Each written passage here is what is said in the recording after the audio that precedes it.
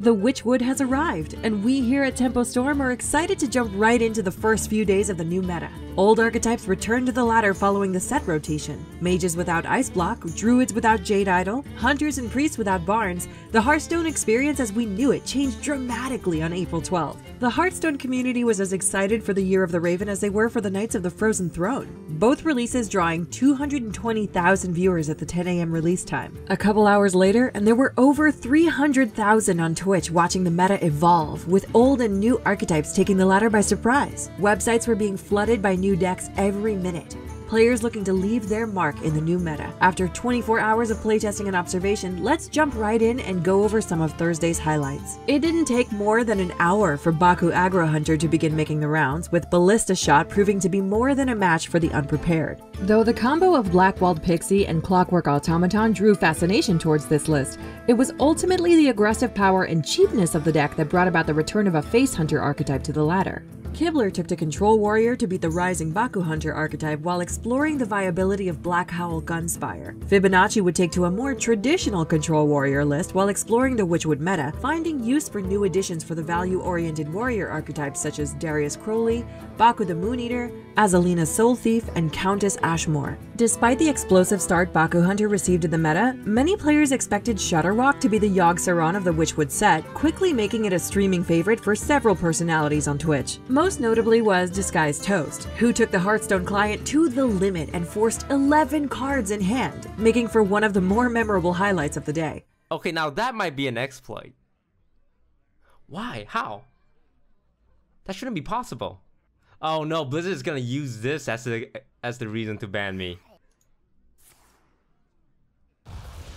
His 10 hours of Shaman shenanigans not only resulted in a 90% win rate to Legend, but also made its way to PC Gamer. Other players, such as Glory, found other ways to break the game. As Baku Hunter and Shutterwalk Shaman rose in popularity in the first hours, Zalay would also make significant progress refining his deck of choice, making rank 13 Legend 10 hours into the Witchwood meta. The additions of Voodoo Doll and Lord Godfrey brought more removal options and combo activators for the Carnivorous Cube deck, making it likely that Cube Lock will continue to reign from Tier 1 for another season. Dog's first game would be against Zalay's earlier builds of the new Cube Lock, while he was committed to making an anti-aggro OTK mage work. After a series of ladder games and a show match against Amaz's value-oriented take on Rogue, Dog changed his focus to refining a tempo Rogue list featuring Tess Greymane and Face Collector, which would find wins against the most aggressive and control-oriented decks, climbing as high as rank 2 Legend later that evening. Dog's success with the new, slower tempo Rogue drew a lot of attention from the competitive community, with notable players such as the German streamer and winner of the January Rat Race, Than, crediting and using his list. However, players such as Young would rely on pre-expansion Miracle Rogue to make a rank 1 Legend appearance on day 1 without using any cards from the new expansion. Though it took longer for players to develop throughout the day, Baku would also find its way to bolstering Dude Paladin to levels far beyond what we expected from the Kobolds and Catacombs Tier 1 deck. Having popularized the archetype in the previous meta, Muzzy would hold a position in mid-Legend throughout the day, experimenting with different takes on the new Odd Paladin. While additions such as Prince Liam supplemented the mid-range deck's late-game strategy, classic cards such as Raid Leader found its way to a competitive deck for the first time since closed beta. Many players had their own take on Paladin, some leaning toward a control variant with Gen Greymane, while others making high Legend relying on a strong curve in aggressive and control variants. There was a treasure trove of innovative archetypes to explore on the first day of the new Hearthstone year. A player could come across decks such as Astral Tiger Druid with Dollmaster Dorian, Keleseth Rogue with Life Drinker, or Odd Taunt Warrior with Phantom Militia and Azalina Soul Thief to replenish the hand against slower decks. Apex Void was even able to create a competitive list of Tempo Mage in the absence of Cabal Crystal Runner, Firelands Portal, and Medivh's Valet by gearing the archetype toward elemental synergies for card draw and damage. Of the several decks contesting for the top spot of day 1, many would say that the new Dude Paladin with the Silver Hand hero power of 2 recruits was the winner. Galen would take the deck to rank 1 Legend only 8 hours into the meta by exploiting the archetype's power and popularity, teching in cards such as Witch's Cauldron, Light's Justice, and Stormwind Champion. The efficient generation of Shaman spells and board removal options proved to be even more popular than the first takes of the archetype, finding its way from the lowest to the highest ranks of the ladder by the end of the day. While it's too early to call this the definitive Tier 1 deck of Standard, Gallant's Baku Dude Paladin was certainly one of the deck leaders of day one. Our wild expert Danny Donuts notes that the hero power buff to Odd Paladin has a lot of potential, but does not match the consistency of decks playing Call to Arms. With Nerubian Egg to counter control decks, and the best buff cards costing even mana, Gen Paladin is putting up much more of a fight in Wild for best Paladin deck in the format as an egg-style deck.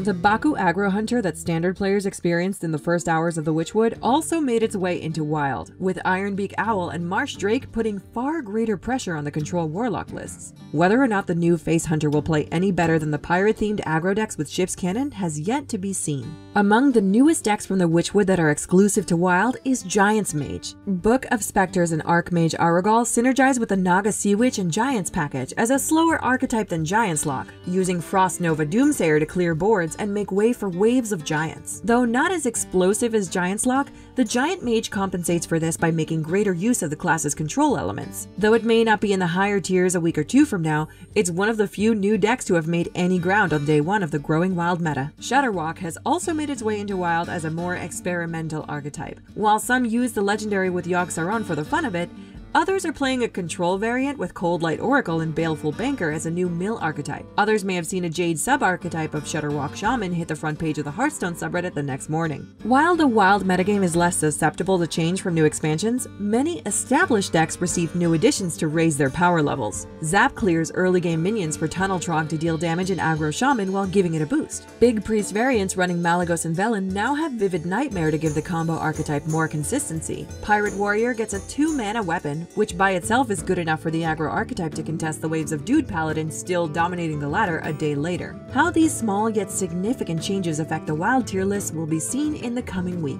Overall, the Witchwood succeeded in transitioning Hearthstone to a new year of ladder play. While the expansion had just about as much impact to Wild as an adventure, the Standard experience changed dramatically. Just a couple days ago, Priest Dragon synergies gave the class 4 separate archetypes in the top 2 tiers of the Tempo Storm meta snapshot, and Barnes by himself was responsible for many tournament lineups featuring Big Priest and Spellhunter. Now we have entered a meta where Spellhunter fights Minion Mage, Raid Leader and Stormwind Champion can be found in the top 10 ranks of Legend, and Ragnaros roams Standard for the first time in 2 years. It's an exciting time to innovate with control and aggro decks teching for their local metas. A lot can happen to any of these decks over the next couple days, but for now, the meta continues to develop as players plunge into a new year of competitive Hearthstone. Thank you for watching our review into the first day of the Witchwood. Let us know what decks you want to see on our channel, and be sure to subscribe for the latest developments, Tempo Storm news, and Hearthstone content, including our upcoming meta snapshot.